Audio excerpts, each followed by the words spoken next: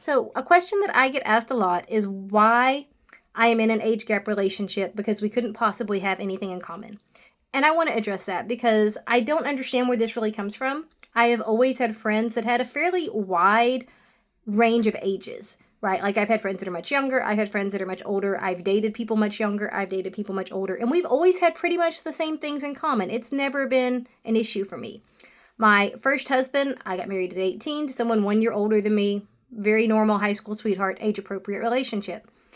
My second marriage, I was 25 when we met. He was 10 years older. Never even pinged my radar as being an age gap relationship, but apparently some people think it is. And then when I married Tim, he's 6 years older than me, but we were at an age where 6 years isn't really a big deal. You know, I was in my mid 30s, he was in his early 40s. It was what most people would consider an age appropriate relationship. So my boyfriend Greg is 19 years younger than me.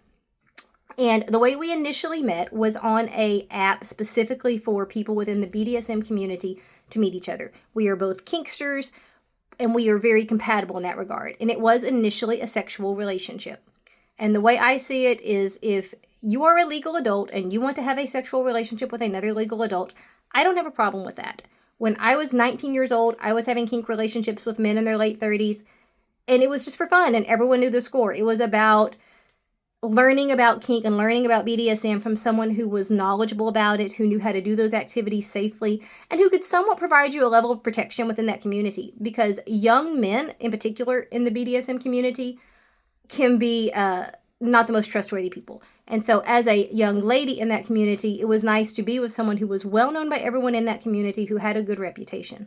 So I've always had a positive view of older kinksters taking younger kinksters under their wing to protect them, because there are bad people in that community and you do need to be with people who will look out for you and who also know how to participate in these more dangerous sexual activities in a safe way. Two people who don't know how to do these types of things don't need to do them. You do not need to learn bondage together. Someone needs to know how to tie the knots properly, okay? So that was the initial way that the relationship came together, and it was over time that we figured out how much else we had in common that it grew into more than just a casual kink relationship, to the point that we now consider each other boyfriend and girlfriend, and it is a serious monogamous relationship. We have everything in the world in common. I don't understand why anyone would think that you can't have something in common with someone who is 19 years younger than you are. We have all the same hobbies, okay? We both love music. We both love art. We love film. We love the same types of films. We love going to see live music. We love going to museums. We love going to art exhibits. We like going to flea markets and antique stores. We like to watch the same television shows. We like to watch the same movies. You know, we have all of the very casual sorts of things. The surface level things are all absolutely in common. We enjoy a lot of the same activities, and that gives us things to go do. We enjoy going out to eat at new restaurants and trying new things, and we're just both very active people who like to go out and do things. We're both huge animal lovers. I'm a massive animal lover. I live on a farm. I am a dog sport person. And that alone is a limiting factor for me when I'm dating, because there's a difference between dating someone who has a dog and dating someone who has 7 dogs and spends her entire life at dog shows and at training classes, where that is a lifestyle. He is compatible with that lifestyle. Now, he does not do dog sports himself, but he's great with me doing it, and he's very supportive of it. So we have that in common. He loves animals. We are from very similar socioeconomic backgrounds, right? So we live about 20 minutes away from each other. We were both raised in this area. So we do have that same background. We were both raised in the same part of the middle class. Like, we were both from sort of the rural, lower middle class. So we have very similar upbringings. We were both raised in non-religious households. We have the same beliefs about religion or lack thereof. We have all the same political beliefs. We're both right-leaning centrists, and the things that we are left-leaning on, we are in agreement with, right? So we're both pro-choice or both pro-gay rights, but yet we are both people who support gun ownership. We are both, economically conservative. So we're all very much in the same place with each other in terms of religious and political beliefs and those sort of big life things. Like, those are very important things. We both have very similar lifestyles in the fact that we are both people who have communal living situations. If you've ever lived in a farm community, you know that it's very normal for people in the country to have generational living on their property. So mom and dad have a house, and the kids have a house, and if they have kids, they have a house, and grandpa and grandma may have a house. I mean, we had 3 or 4 generations living on this property at one point. So we both still practice generational living. He still lives in the same house as his dad and his stepmom, and his brother, I think, still lives there. I still live on the same property as my mom and dad. We're about 50 feet away from each other. So that is a very specific lifestyle that a lot of times if you try to date someone who is from a more traditional suburban situation, they don't get that. Like, they don't understand this idea of, when are you going to leave home? Well, I'm not going to leave home. I'm never going to leave home. I am home. So he understands that concept that this is my home and I'm not going anywhere.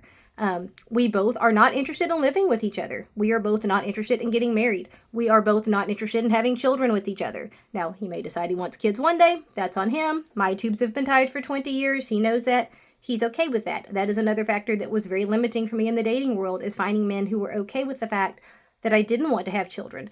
And because I am child-free by choice, I also do not date men who have children. And so that automatically cuts out a lot of men who are my age, because there's not as many men my age who are child-free. So that is a huge factor for us.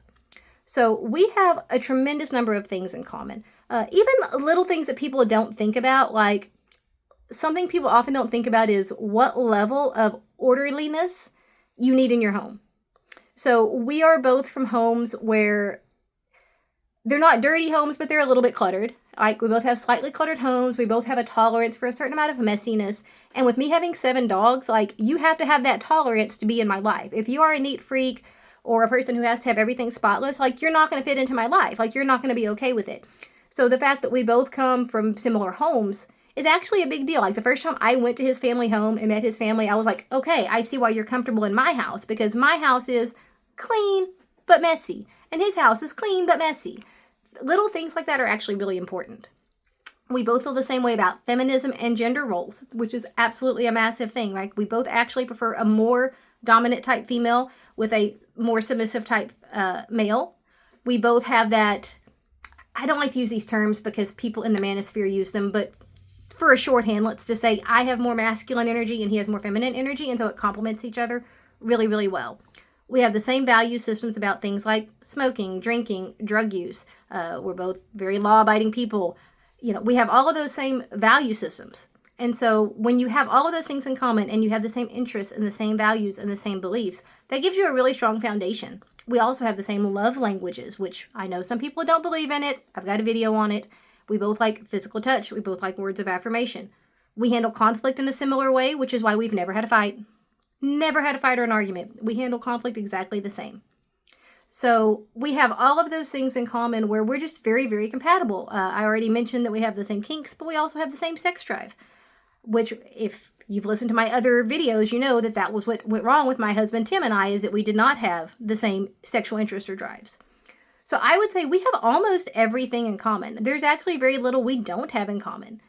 People like to bring up things like not getting each other's cultural references. That's not a big deal to me.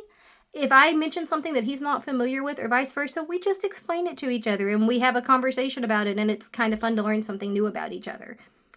The only thing where I would say we currently do have a difference is I am significantly further in my career than he is. I actually am 4 years from retirement, and I do make a lot more money than he does. But I also think that being in a non-traditional relationship where marriage and cohabitation and children are not on the table, that becomes a lot less important, right? So his finances are just not important to me, and my finances are not important to him. You know, we go out, we have a good time, we take turns paying for things on our dates, and I just don't see where money even factors in any way, shape, or form. And by the way, that's not age specific to begin with, because here I am, I'm 43, I make about $100,000 a year, I'm 4 years from retirement. My husband, Tim, just started a new job less than a year ago and makes under $35,000 a year. Actually, Greg makes more and has been at his job longer. So we are actually closer in that regard than Tim and I are. So again, it's just not a factor. I really just don't see the differences that would be significant. If we have any differences at all, they are petty. There are certain types of music he likes that I don't care for. He sometimes likes to go out a little bit later at night than I do. Again, not a big deal. I just explain that I don't go out after a certain time on weeknights. We can do those things on the weekend. If he wants to go out with his friends on a Saturday night if he wants to go out on a Monday night to a concert that starts at 10 o'clock at night, great, have fun. I don't care. Okay, I'm not going, but you go have a good time. So if you ask what we don't have in common, almost nothing. Like literally our birth years, I don't know. I think the bigger question is, Why are people so convinced that you can't have things in common with people who are a different age than you are? I can tell you that being in the geek community, it is so common to go to a Dungeons and Dragons game and have like a 16-year-old kid and an 80-year-old dude, and they're all sitting there playing together. So this idea of things being age locked is just really foreign to me, and I don't understand it at all. I see no reason why people of different ages can't have a tremendous number of things in common. We have almost everything in common. I also don't understand this concept that there is some sort of power that comes with age. I do not feel more powerful than him. Okay, I do not feel like I am able to control him, unless we're talking about kink. That's a different thing. But I don't feel there is a power dynamic there. I don't feel like I'm inherently more powerful than him just because I make a little more money or because I have had a few more life experiences than he's had. That doesn't make any sense to me. You know, there's just no power there.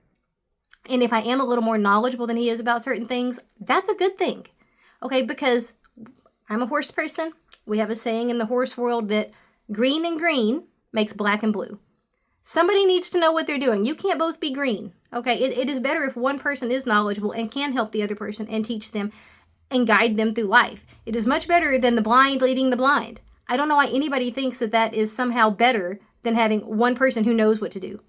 So he can come to me for advice and I can help him. That's not a power dynamic. That's having the ability to get advice from somebody who is more knowledgeable than you are, but it's not a power dynamic. And if we have a power dynamic, it's from the kink, which apparently everyone is okay with that type of power dynamic, but when it's an age gap, suddenly it's different? No, I'm sorry, I don't buy that. But if you were going to ask me, what do I have in common with someone half my age? I'm going to ask you, why don't you have things in common with people half your age? Why have you become an old, boring person? Why have you changed so much? Why have you given up on all the fun things in life? Because I still live an almost identical lifestyle to the lifestyle I led at 25. Like, there is just very little difference other than I make a little more money. I have the same hobbies. I have the same schedule. I work at the same place. Like, my life is beat for beat pretty much where it was when I was 25. So if you have a very different life than you had at 25, it's probably because you made life decisions that pushed you in a different direction. Okay, I didn't make those life decisions. I actually would say that I have much more in common with a 25-year-old man than with the average 45-year-old man. What are we going to talk about? I don't want to talk about your kids. I don't want to talk about your grandkids. I don't want to talk about you playing golf. Yeah, what do we have in common? What do I have in common with a 45-year-old man? I mean, I can tell you because I'm married to a 49-year-old man. And again, we do have things in common, but it's because we had a similar life journey, because we are both child-free by choice, and we have both maintained the same hobbies and lifestyle that we've had through our 20s. I mean, I have known Tim since, I've known Tim since I was 25. I'm 43. So I've known him since he was in his late 20s, okay? He hasn't changed much either. So this idea that you somehow magically change when you hit your 30s or 40s, that is a choice. And I'm not saying it's a bad choice. If you want to be in a different place at that age than you were in your 20s, that's great. But it doesn't mean that everybody is. And it doesn't mean that everybody who is in their 40s has nothing in common with people in their 20s. Those are lifestyle specific things. Those are individual situations that can vary dramatically from person to person. So, what do I have in common with my 24-year-old boyfriend? Fucking everything. We have every fucking thing in common. Okay? I don't know what else to tell you guys. If you don't have things in common with people in their 20s, maybe you got old and boring. Sorry.